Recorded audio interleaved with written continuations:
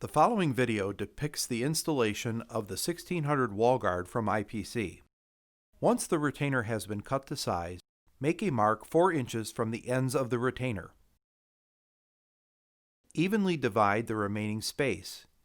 Each 12-foot length will have a total of 6 anchors. Zigzag the holes using a 1/4 inch drill bit.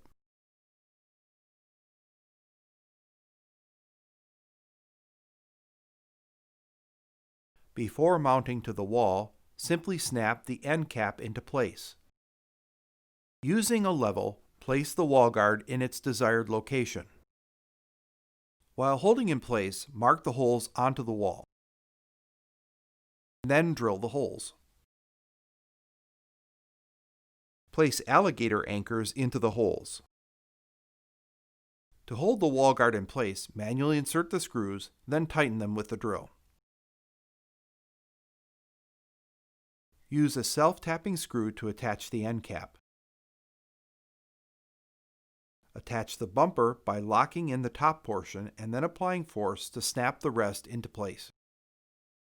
For the cover, measure the distance between end caps, marking right at the desired seam for a tight fit. Saw off the end for a clean line, then measure to the desired length.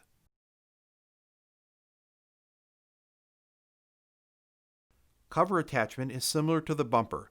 Attach the top and then apply force to snap the rest of the cover into place.